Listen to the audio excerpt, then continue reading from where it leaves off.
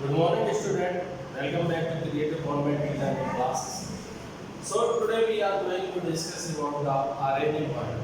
So when we talk about the RNA, then you know mostly RNA is a single stranded. Generally, जो RNA है वो single stranded होता है.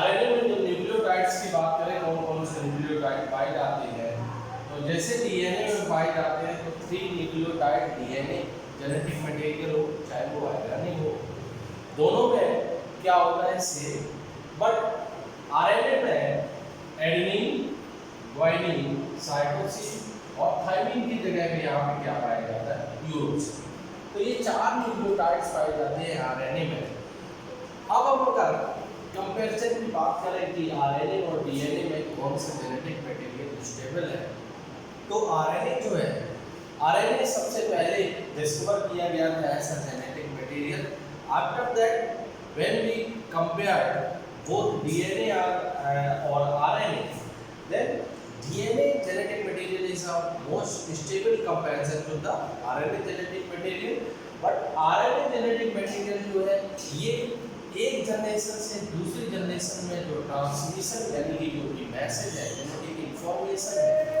उसको next generation में पहुंचाने का काम कौन करता है आरएनए अब आरएनए जो है ये फर्स्ट म्यूटेट यानी कि जो म्यूटेशन की प्रोसेस होती है वो आरएनए में ज़्यादा होती है कंपैरिजन टू द डीएनए अब इसके बाद जब टाइप ऑफ आरएनए की हम बात करें तो आरएनए जो है वो 3 टाइप का होता है जनरली आरएनए जो है वो 3 टाइप का होता है आपका एमआरएनए आरआरएनए और इसके बाद जो लास्ट वाला है वो है आपका टीआरएनए यानी कि जो आरएनए की हम बात करें तो आरएनए जो है 3 टाइप के होते हैं mRNA it means messenger RNA और आरआरएनए मतलब राइबोसोमल आरएनए और फिर इसके बाद टीआरएनए यानी कि आपके जो ट्रांसफर आरएनए जो कि मैसेज को एक जनरेशन से दूसरी जनरेशन में जो मैसेज को ट्रांसफर करने का काम करते हैं वो कौन करते हैं आपके आरआरएनए की बात करते हैं। अब सबसे पहले हम बात करते हैं आरआरएनए के बारे में आरआरएनए किसी भी सेल में जो आरआरएनए का जो अमाउंट होता है यानी कि आरआरएनए जो है एविडेंट अमाउंट में पाया जाता है अप्रॉक्स 80% आपका कौन सा आरएनए पाया जाता है आरआरएनए यानी कि राइबोसोमल आरएनए अब इसका जो मेन काम है राइबोसोमल आरएनए का इसका मेन काम क्या होता है ये प्रोटीन सिंथेसिस में हेल्प करता है यानी कि जो भी इंफॉर्मेशन डिकोड करने के बाद जो प्रोटीन सिंथेसिस का काम होता है वो मेनली इसके द्वारा परफॉर्म किया जाता है वो आरआरएनए के द्वारा परफॉर्म किया जाता है। अब इसका जो आरआरएनए का जो मॉलिक्यूलर वेट होता है मॉलिक्यूलर जो वेट होता है ये भी क्या होता है बहुत ही हाई होता है और 80% जो है सेल में जो आपका पाया जाता है वो होता है आरआरएनए। अब इसके बाद जो आरआरएनए है ये मैग्नीशियम आयन के थ्रू इससे फॉस्फेट यानी कि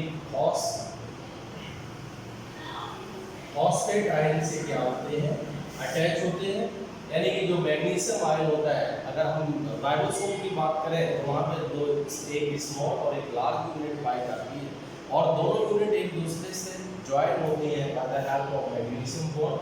तो यहाँ पे जो आरआरएनए है वो फॉस्फेट से इससे मैग्नीशियम आयन से क्या होता है अटैच होता है। आफ्टर दैट इसके बाद जब हम बात करें मैसेंजर आरएनए या फिर एमएमआरएनए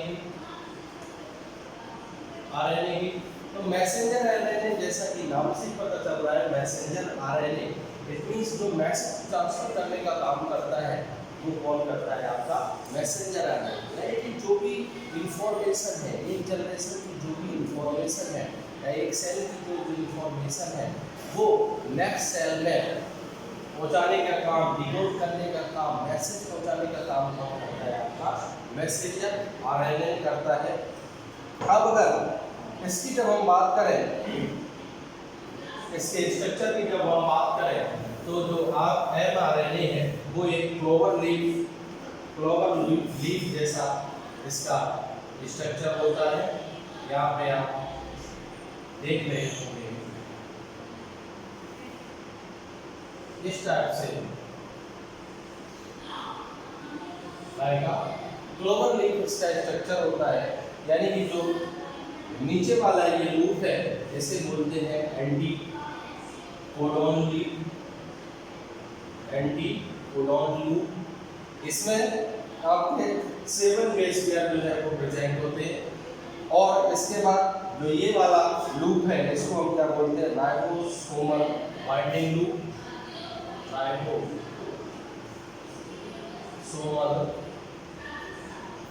बाइंडिंग लूप।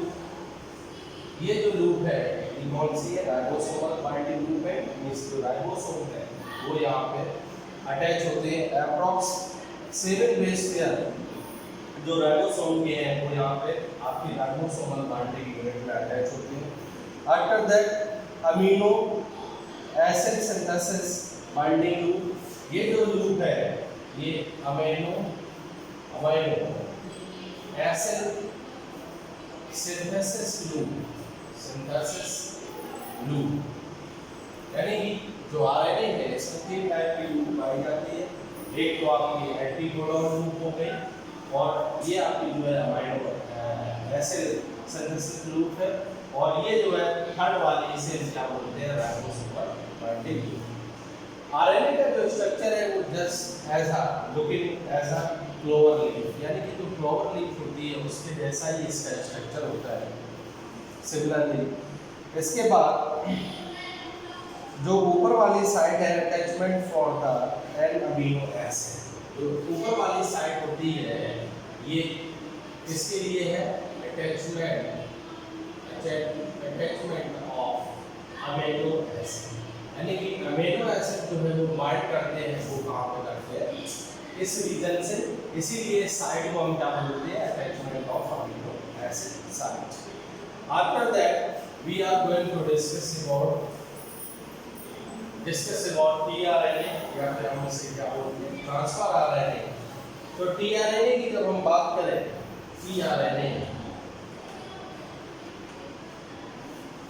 टीआरएनए की जब हम बात करें तो transfer RNA molecule cell act as a vehicle of, जो टीआरएनए है वो एक्ट करता है ऐसा व्हीकल, यानी कि जो ले जाने का काम करता है, इंफॉर्मेशन ले जाने का, ट्रांसफर करने का काम, ऐसा व्हीकल जो है जो भी इंफॉर्मेशन ले जाने का काम कौन करता है, आपका टीआरएनए करता है, जिसे हम ट्रांसफर आरएनए भी बोलते हैं। और जो टीआरएनए है इसे हम अडेप्टर मॉलिक्यूल्स भी बोलते हैं। टीआरएनए का दूसरा इसका नेम क्या होता है, अडेप्टर मॉलिक्यूल्स, यानी कि जो टीआरएनए है इसको हम क्या बोलते हैं, अडेप्टर मॉलिक्यूल भी बोलते हैं। अब अगर हम इसके स्ट्रक्चर की बात करें तो इसका जो स्ट्रक्चर होता है वो इन्वर्टेड एल से, यानी कि जो आपका टीआरएनए का स्ट्रक्चर है वो कैसा इन्वर्टेड एल से स्ट्रक्चर होता है। तो ये एक व्यूज थे, ओवरव्यू था इसके बारे में, आरएनए के बारे में। After that we are going to discuss about replication of DNA. Replication of DNA it means कि जब हम कोई भी डीएनए है उसकी एक और कॉपी बनती है। रेप्लिकेशन इट मींस जस्ट उसकी जब कॉपी बनती है उसे ही हम क्या बोलते हैं, replication of DNA. It means during the cell division, जब सेल में डिवीजन होते हैं तो सबसे पहले उसका जो जेनेटिक मटेरियल है, यानी कि जो डीएनए है उसकी क्या बनती है, जस्ट कॉपी बनेगी। आफ्टर दैट उसका जो सेल डिवीजन, यानी कि जब सेल डिवीजन की बात करें तो उसकी 2 प्रोसेस होती है, कैरियोकाइनेसिस, दूसरी होती है cytokinesis. Karyokinesis it means division in nucleus. तो न्यूक्लियस में जब डिवीजन होता है तो जो आपका जेनेटिक मटेरियल है, यानी कि जो भी जेनेटिक मटेरियल है डीएनए है उसकी सबसे पहले क्या बनती है, कॉपी बनती है। आफ्टर दैट जो प्रोसेस होती है वो कौन सी होती है आपकी साइटोकाइनेसिस। तो इसके बारे में हम डिस्कस करेंगे जब हम सेल डिवीजन के बारे में बताएंगे, तो बताएंगे कि कैसे जो है सेल डिवीजन की प्रोसेस होती है। यहाँ पर सिर्फ हमें इतना समझना है कि जब सेल डिवीजन की प्रोसेस होती है तो रेप्लिकेशन होता है इसका डीएनए का। इट मींस जैसी पहले से यानी कि जो आपकी मदर सेल का जो जेनेटिक मटेरियल था वैसे सिमिलरली उससे जो डॉटर सेल फॉर्म होती है उनके लिए जेनेटिक मटेरियल की जस्ट कॉपी फॉर्म होती है, बिल्कुल सिमिलर कॉपी फॉर्म होती है। इसी को हम क्या बोलते हैं, रेप्लिकेशन ऑफ डीएनए बोलते हैं। अब रेप्लिकेशन ऑफ डीएनए यानी कि जो रेप्लिकेशन की प्रोसेस होती है डीएनए में उसके दो मेथड होते हैं। एक है आपकी कंजर्वेटिव रेप्लिकेशन, कंजर्वेटिव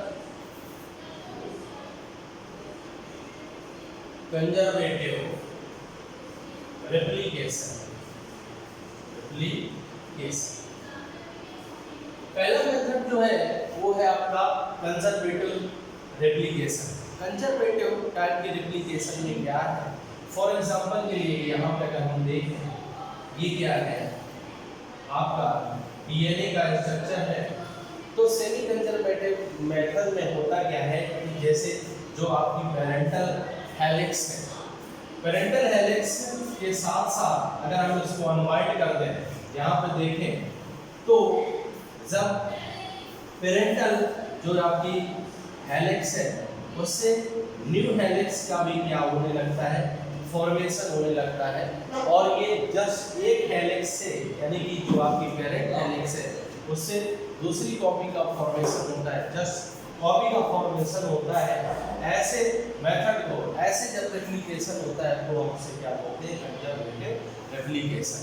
यानी कि एक चेन है, यानी कि जैसे यहाँ पे अगर हम देखें ये कोई ओल्ड चेन है, इसको मैंने क्या बोल दिया, ओल्ड चेन, या फिर इसको हम क्या बोलते हैं, पेरेंट चेन भी बोल सकते हैं। और ओल्ड चेन से पेरेंट चेन से जब एक न्यू चेन सिंथेसिस हो जाती है, यानी कि फिर से इस ओल्ड चेन से एक न्यू चेन जो है वो सिंथेसिस होगी, ऐसे मेथड को हम क्या बोलते हैं, कंजर्वेटिव रेप्लिकेशन मेथड। और इसमें एक यानी कि एक अगर यहाँ पे ये जो चेन है ये 5 डैश है और यहाँ पे नीचे एक चेन क्या होती है 3 डैश, तो न्यूली सिंथेसिस जो चेन होगी वो जस्ट अपोजिट डायरेक्शन से होती है। यहाँ पे इसका हैंडल जो 3 डैश होगा और यहाँ पे क्या होगा आपका 5 डैश होगा। अब इसके बाद हम नेक्स्ट मेथड के बारे में बात करते हैं जिसे हम क्या बोलते हैं, dispersive replication. Dispersive replication, dispersive replication.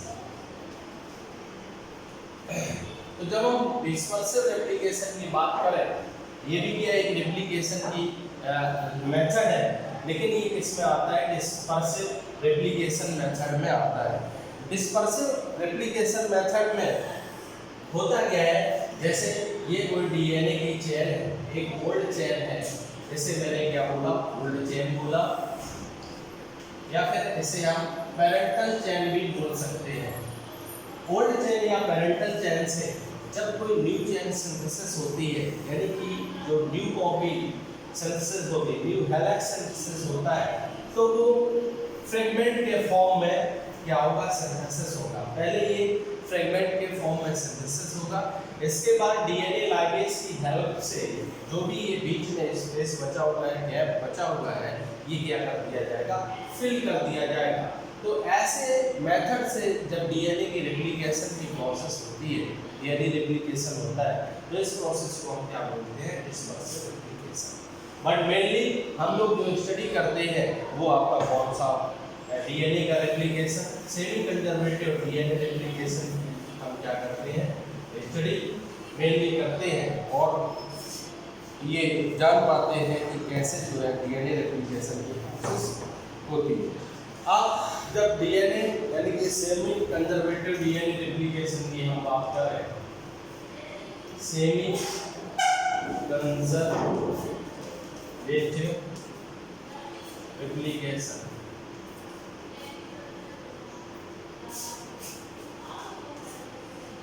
Semi conservative replication की जब हम बात करें तो इसमें सेमी कंजर्वेटिव रेप्लिकेशन में फॉर एग्जांपल ये क्या है, दोनों हेलिक्स हैं डीएनए चेन की। तो यहाँ पे आपको पता है कि दोनों चेन जो होती है डीएनए की वो एक दूसरे में बहुत ही एक दूसरे से क्या हाईली क्वाइल्ड होती है, यानी कि दोनों चेन है वो एक दूसरे से कैसी होंगी, हाईली क्वाइल्ड होती है, एक दूसरे में बहुत ही ज़्यादा क्वाइल्ड होती है। तो सबसे पहले और ये भी पता है कि ये जो दोनों चेन है ये एक दूसरे से हाइड्रोजन बॉन्ड से क्या रहती है, कनेक्टेड रहती है या फिर बाइंड रहती है। तो सबसे पहले अगर सेमी कंजर्वेटिव मेथड की हम बात करें तो इसमें आपकी जो ये दूसरी चेन होती है यानी कि पेरेंटल चेन जो होती है उसकी जो सिंथेसिस होती है तो ओल्ड चेन के जो न्यूक्लियोटाइड है उसके जस्ट अपोजिट न्यूक्लियोटाइड का क्या होता है, उसमें फॉर्मेशन होता है, यानी कि कंप्लीमेंट्री जो डीऑक्सीराइबोन्यूक्लियोटाइड्स हैं उनका क्या होता है, फॉर्मेशन होता है।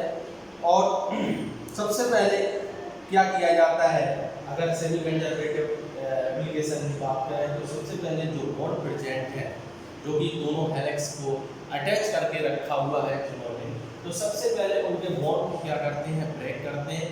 और इसके बाद जो दोनों डीएनए की चेन है उनको क्या करते हैं, सेपरेट करते हैं। सेपरेट होने के बाद हर एक जो ओल्ड चेन होती है या पेरेंटल चेन होती है वो उस एंजाइम की प्रेजेंस में आपके न्यूली जो सिंथेसिस चेन है उसके न्यूक्लियोटाइड का फॉर्मेशन करती है। और फिर इसके बाद एक ओल्ड पेरेंटल चेन से आपकी न्यू जो है डीएनए चेन भी क्या हो जाती है, सिंथेसिस हो जाती है। तो इस मेथड को हम क्या बोलते हैं, सेमी कंजर्वेटिव मेथड। इसके बाद हम रेप्लिकेशन ऑफ डीएनए की जो प्रोसेस है उसके बारे में डिस्कस करेंगे और रेप्लिकेशन की प्रोसेस में कौन कौन से एंजाइम इन्वॉल्व होते हैं और पर्सनली वो जो एंजाइम है वो कौन सा वर्क जो है वो परफॉर्म करते हैं, इसके बारे में हम डिस्कस करेंगे next video. Thank you so much for watching.